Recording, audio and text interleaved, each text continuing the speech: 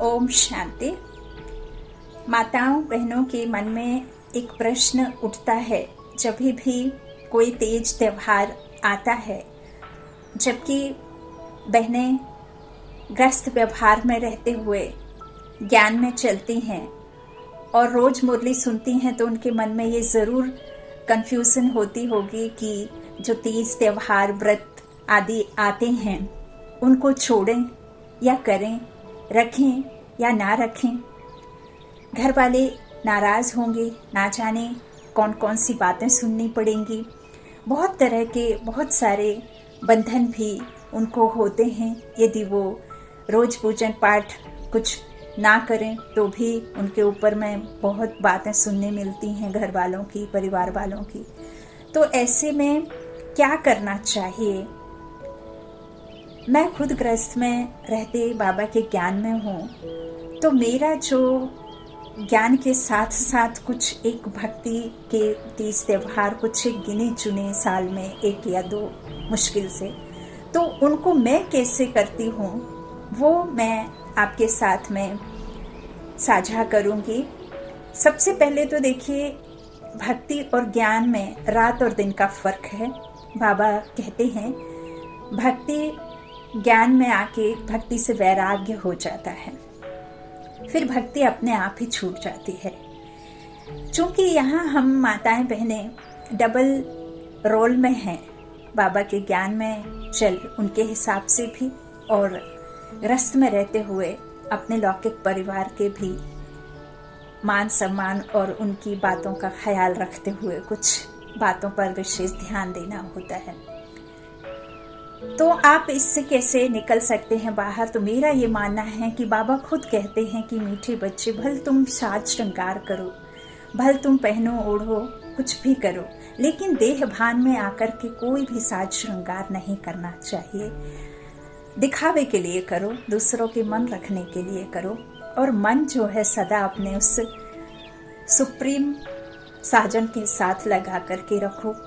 और जैसे कि अभी कल ही जो व्रत है, बहुत ही फेमस, साल में एक बार दिवाली के पहले करवा चौथ आता है। इसे बहुत ही बड़े रूप में और सभी कुछ शौक से, कुछ सचमुच, कुछ कैसे रखते हैं। तो आजकल तो ज़्यादातर दिखावा हो गया है, लेकिन मेरा जो मानना है और मेरा जो एक्सपीरियंस है वो ये कहता है ज्ञान में आने के बाद कि ज़रूर व्रत रखिए। मैं खुद भी रखती हूँ, तो व्रत नहीं रखिए ये तो नहीं मैं कहूँगी कि ज्ञान में चल रहे हो तो व्रत छोड़ दो, लेकिन किस तरह से आप रख सकते हैं?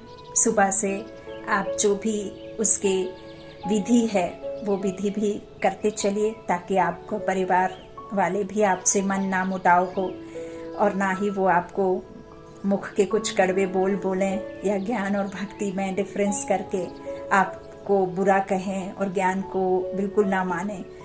तो आप सुबह से उठते जो भी आपकी विधि है वो आप करते रहिए, लेकिन परमात्मा का ध्यान करते हुए अपने लौकिक पति के जीवन को सफलता के वाइब्रेशंस दे करके, उनके लंबी उम्र के साथ साथ आप उनके जीवन को पवित्रता के वाइब्रेशन से, उनके स्वास्थ्य के वाइब्रेशन, प्रेम के वाइब्रेशन, जो आप ज्ञान में चल रहे हैं उसके लिए सहयोगी आत्मा बन वो सदा आपके साथ रहे। कुछ इस तरह से आप अपने मन के संकल्पों का शक्तिशाली वाइब्रेशन को फैला करके आप अपने परिवार के भी वाइब्रेशन से वृत्ति को बदल सकते हैं। अपने पति को पवित्रता के वाइब्रेशन से उसकी वृत्ति चेंज हो सकती है, उन्हें ज्ञान में ला सकते हैं। तो आपको भोजन और गहने साज संवरने से ज़्यादा, श्रृंगार से ज़्यादा आपको संकल्पों पर विशेष ध्यान देना है, विचारों पर विशेष ध्यान देना है। सुबह से शाम तक जो भी आप करते हैं अपने मन के विचारों पर विशेष ध्यान दीजिए कि आपको किस तरह से बदलाव ला करके वो व्रत करना है। चूंकि हम सब परमपिता परमात्मा की एक साजन के सब आत्माएं सजनियां हैं, फिर चाहे वो मेल हो चाहे फीमेल हो। तो इस तरह से आप लौकिक संबंधों का भी मान रखे रहेंगे और परमात्मा की श्रीमत से भी नहीं जाएंगे, और धीरे धीरे सभी जब समझ जाएंगे तो फिर वो आपको कभी नाही भी नहीं करेंगे, मना भी नहीं करेंगे, लेकिन समय लगता है। यहाँ एक बात कहना चाहूँगी कि बहुत सारे जो बाबा के बच्चे हैं, ज्ञान में चलते हैं, या जो समर्पित भाई बहन हैं, वो हर एक बात पर अपना एक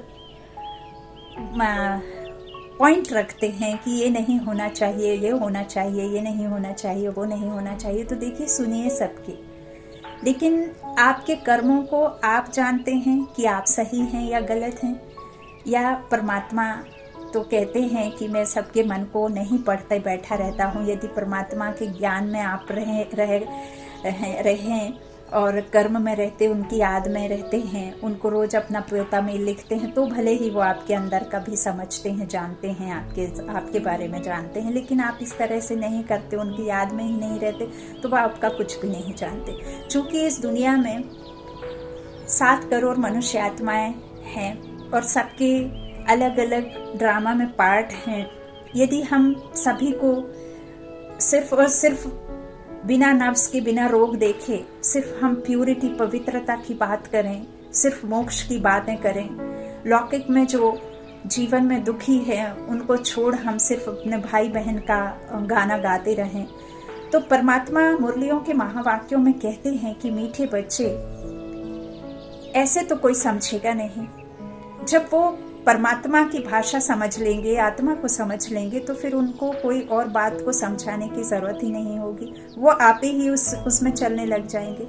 और ड्रामा में कोई 1 या 2 मनुष्य आत्माओं के ड्रामा में पार्ट होने से तो दुनिया नहीं चलेगी। इस दुनिया में अलग अलग धर्म हैं, अलग अलग युग हैं, अलग अलग लोगों का ड्रामा है, अलग अलग, किसी को कुछ, किसी को कुछ, कोई ना कोई पार्ट सबको मिला हुआ है। और भगवान तो सबका है, चाहे फिर वो भक्ति में चल रहे हों, चाहे ज्ञान में चल रहे हों, और चाहे वो दूसरे धर्मों का हो, वो भले नहीं जानते, लेकिन परमात्मा तो समझता है कि ये सब मेरे बच्चे हैं।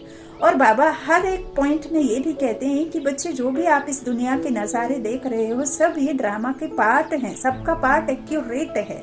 सुधारने वाला, इस संसार को बदलने वाला, इस संसार में सतयुग लाने वाला मैं हूँ।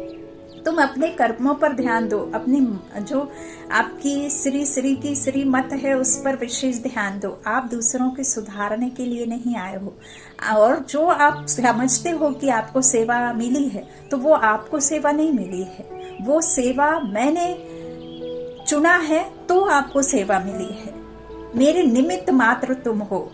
तो सेवा को देह भान में आकर, या मैं कर्मातीत हो गया, मैं ज्ञान में चलते हुए बिल्कुल सब कुछ श्रीमत के हिसाब से चल रही हूँ, चल रहा हूँ, तो ये सब पॉइंट को किसी के सामने रखना या बोलना या किसी तरीके से समझाना, ये भी एक तरह से देहभान ही है, क्योंकि कहीं ना कहीं आप में अहम है, इसीलिए आप डिबेट जैसा करना शुरू कर देते हैं। परमात्मा आया है, वो अपने बच्चों को देख लेंगे कैसे क्या करना है। दुनिया में अलग अलग सभी के पार्ट हैं, सबका एक्यूरेट पार्ट है, इसीलिए हर एक की विशेषता देखते जाइए। किसी का परिवार में रोल है, किसी का कहीं रोल है, किसी का कहीं रोल है। कोई संत आत्मा है, कोई महान आत्मा है, कोई आसुरी आत्माएं हैं, कोई इसी दुनिया के हैं, कोई त्रेता से शुरू होंगे, कोई द्वापर से शुरू होंगे, कुछ इस दुनिया के होंगे। फिर भी ज्ञान यदि वो सुनते हैं, परिवार में हैं, तो उनको इतना कंफ्यूज मत करो, इतना उनको मत मत मत मत कह करके उनको इतना भी दुखी मत करो कि वो समझ ही ना पाए कि हम भगवान को पकड़ करके रखें या फिर हम वापस वहीं लौट जाएं जहां से हम आए हैं। मानते हैं ये दुनिया बेकारी है, बहुत भ्रष्टाचारी है, दुखी है, लेकिन जितना जास्ती भ्रष्टाचार, जितना जास्ती दुख, जितना जास्ती विकार, अति से अंत होता है। ये भी ड्रामा की नूंद है, अति नहीं तो अंत नहीं। ये सब जो भी नज़ारे हैं, जो सीन है, सब कुछ परमात्मा कहते हैं हुआ सो हो रहा है, नथिंग न्यू। अच्छा, ओम शांति।